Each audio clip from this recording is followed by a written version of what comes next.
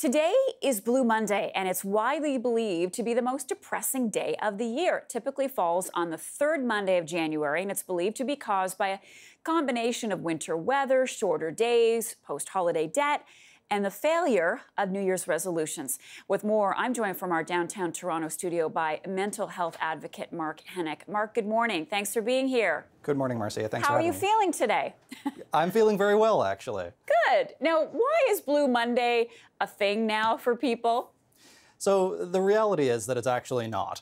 Blue Monday was invented by a travel agency as a marketing campaign in the early 2000s in an effort to try to sell more vacations.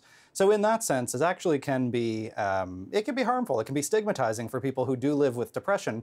But that said, it actually is a good reminder that lots of people out there here in Canada actually do live with a condition called seasonal affective disorder. Well, it gets people talking about it, which of course is what Bell is all about with Let's Talk. So when we talk about seasonal affective disorder, what do we mean by that? And who's most susceptible?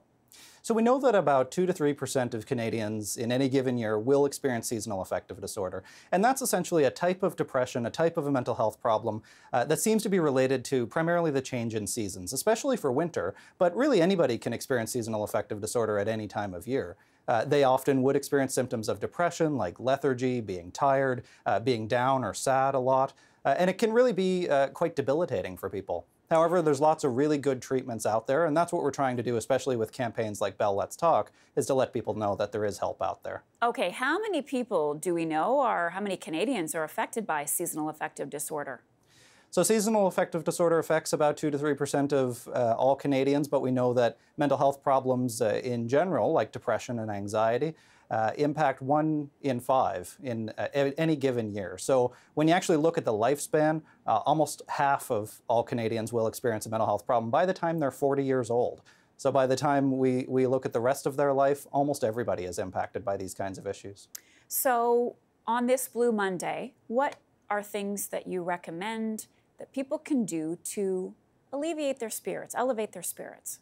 So we definitely want to see people, especially if they're finding themselves indoors a lot during the winter, or if they're not able to interact with their family or friends as much as they're able to, make the extra effort to try to get out and do that. We know that that does impact our mood, how much we're able to talk to our friends and family and be able to do the things that we enjoy. So that will definitely help you. Keep being mindful of your diet, of course, and your exercise will be able to help you. And if you ever do come to a point where you really are concerned that you're just not yourself, that you're having difficulty carrying this sadness, talk to your doctor, reach out and talk to a therapist or a support person, somebody who can help you. There's lots of treatments, really effective treatments out there to help people with depression. Okay, mental health advocate Mark Henick. Happy Blue Monday. Good to see you. Thanks so much. Thanks for having me.